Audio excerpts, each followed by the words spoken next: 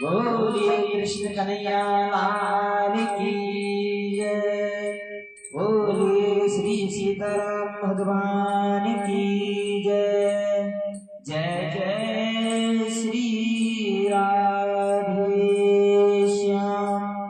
नमः पार्वती पते हर हर महादेव। बोलो शंकर भगवान की। सभी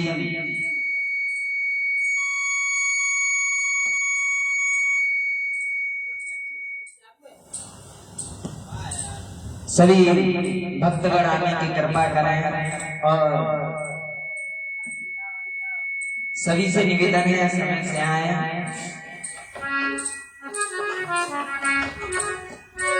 कल आपने श्रवण किया भागवत का महत्व। और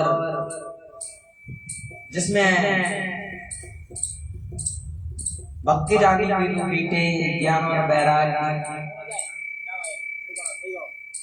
जो जड़ हो चुके हैं, बूढ़े हो चुके हैं, और नारद जी उन्हें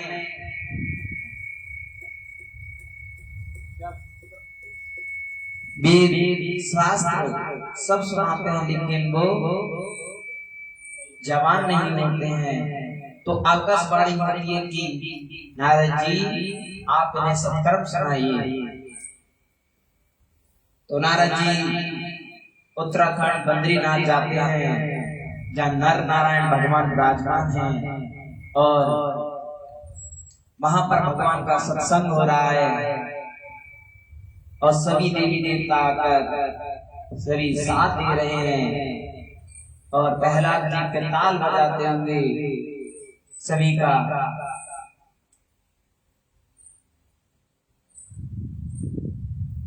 और सभी भक्ति रानी नाच रही हैं, सभी भक्तगण झूम रहे हैं। फिर प्रश्न आता है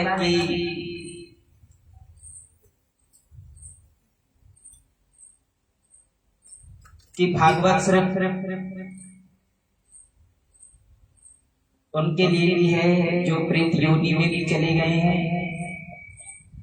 तो शंकर ऋषि आत्मदेव ब्राह्मण की कथा बताते हैं, जिसमें धुंधकारी का बेटा होता है जो बहुत ही उधम मचाता है, और 5 वैश्यों के द्वारा उसका मरण हो जाता है, और गौकर्ण द्वारा उनका जीवन का कल्याण हो जाता है।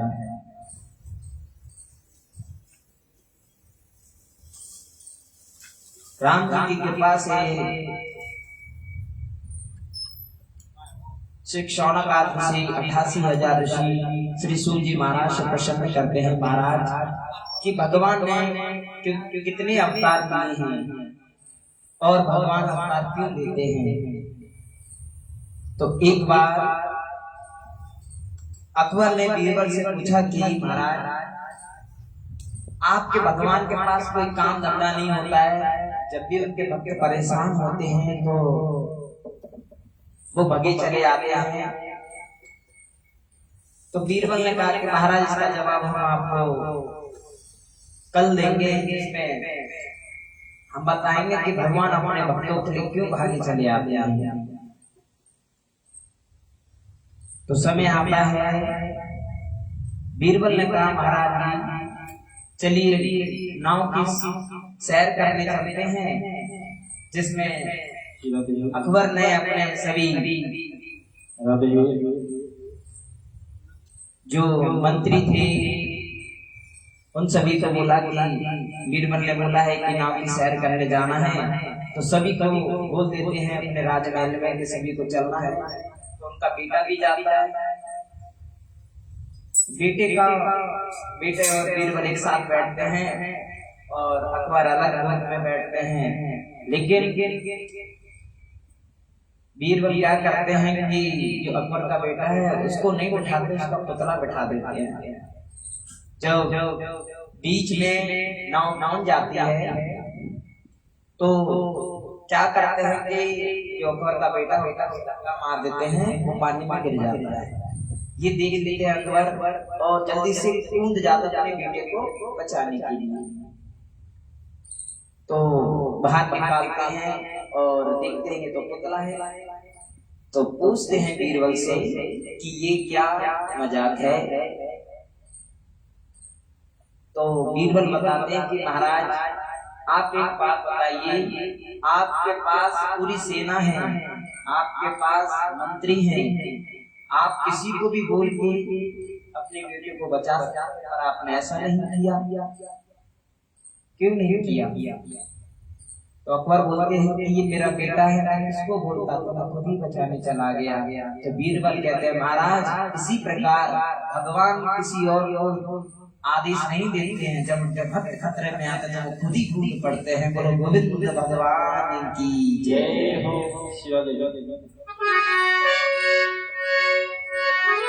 चलिए लाडली अद्भुत नजारा तेरे बरसाने में है।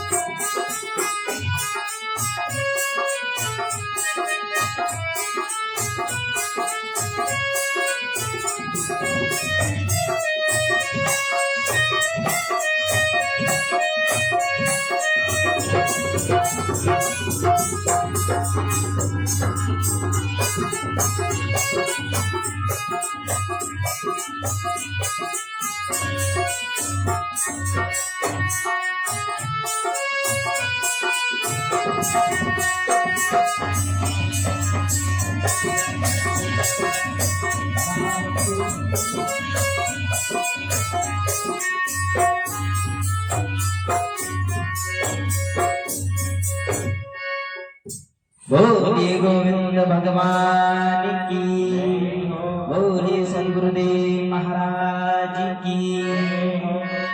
कल आपने श्रवण किया कि भागवत का मतलब क्या होता है।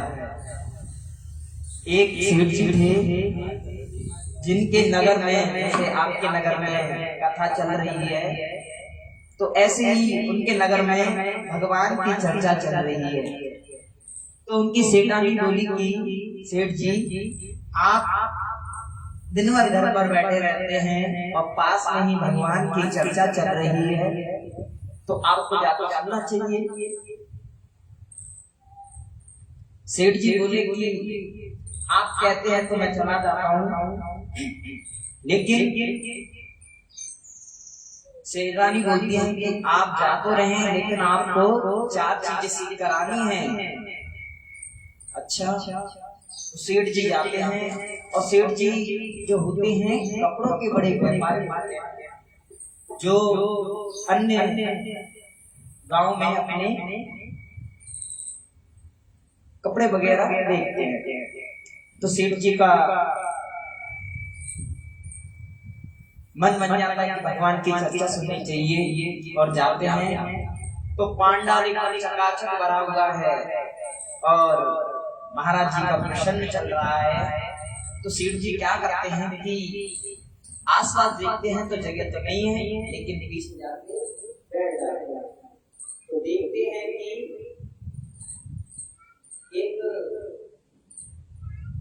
फूल लगाया, यानी कि जो पांडाल में जो खंबे लगे होते हैं उन्हें फूल कहते हैं, उनके सहारे बैठ जाते हैं, पीठ के सहारे। किसी किसी को आदत होती है बैठने की, बिना पीठ का सहारा लिए बैठे नहीं होते हैं, लेकिन कोई होते हैं जो बिना सहारे के बैठे रहते हैं। तो सेठ जी बैठ जाते हैं और प्रसन्न चल रहा होता है, भगवान की कथाओं का, बाल लीलाओं का प्रसन्न चल रहा होता है। सेठ जी बैठते हैं तो बैठते ही नींद आ जाती है, और उनके जो आगे बैठे होते हैं एक बाबा बैठते हैं जो पीतांबर ओढ़े होते हैं। सेठ जी अपने सपने में देख रहे हैं कि उनसे कोई 2 मीटर कपड़ा मांगने आया है। तो सेठ जी कहते हैं रुको भैया मैं अभी देता हूँ। सपने में अपने आप से बात कर रहे हैं तो बाबा जी उनके आगे बैठे होते हैं, तो कपड़ा पकड़ते हैं बाबा जी का पीतांबर और बीच में से फाड़ देते हैं। तो ये सेठ जी की नींद खुल जाती है और देखते हैं बाबा का पीतांबर फाड़ दिया हमने। राम राम राम, तो हमसे बहुत बड़ा पाप हो गया, मामला गड़बड़ हो जाएगा। तो सेठ जी क्षमा मांगते हैं बाबा जी से, गलती से हमसे हो गया। तो सेठ जी वहां से निकल लेते हैं और ये बात जाकर सेठानी को बताते हैं कि देखिए हम कथा सुनने गए थे, लेकिन क्या हुआ कि हम सपना देख रहे, उसमें देखा कि एक व्यक्ति हमसे 2 मीटर कपड़ा मांगने आया। हमने सपने में कपड़ा तो फाड़ा है, लेकिन जो हमारे आगे जो बैठे थे बाबा का पीतांबर फाड़ दिया। सेठानी कही अरे राम राम आपने तो गड़बड़ कर दी। तो सेठानी बोली कि आप बाबा को 2 पीतांबर दे के आना, ठीक है। भागवत में जाके बैठना नहीं है, जो कथा है उन्हें अपने अंदर बिठाना होता है। तो सेठ जी 2 पीतांबर ले जाकर देते हैं और व्यास जी महाराज का प्रसंग चल रहा होता है कि प्रसंग ये है कि सेठ जी झुकते हैं, तो प्रसंग चल रहा होता है। जैसे कि कोई आता है तो सेठ जी व्यास जी महाराज कहते हैं आ गए, तो वो एक अपने दिमाग में बात को नोट कर लेते हैं कि हम आ गए। फिर कहते हैं कि झुक गए, सेठ जी से ही लिख लेते हैं भैया। और फिर उसके बाद सेठ जी बैठ गए तो उनको पीतांबर देते हैं। बाबा बोलते हैं कि बैठ गए, तो सेठ जी का मन नहीं लगता ज्यादा देर, पीतांबर देकर सीताराम चले जाते हैं। तो बाबा कहते हैं चल गए। तो 4 चीजें सेठ जी ने नोट की और उन्होंने इसका भजन बनाया। भजन क्या बनाया? सेठ जी उठते टाइम सोते टाइम क्या कहते हैं? आ गए, झुक गए, बैठ गए, चल गए। इसका वो भजन बना लेते हैं। और भजन बनाने का उनको एक लाभ होता है।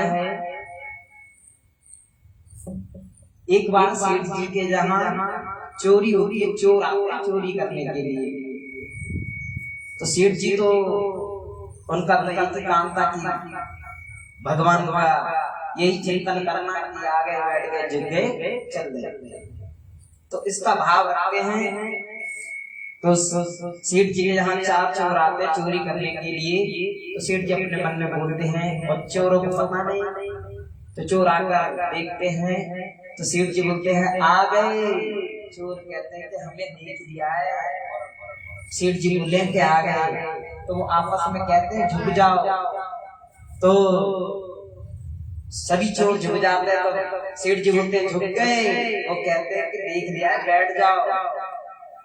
तो सेठ जी बोलते हैं बैठ गए।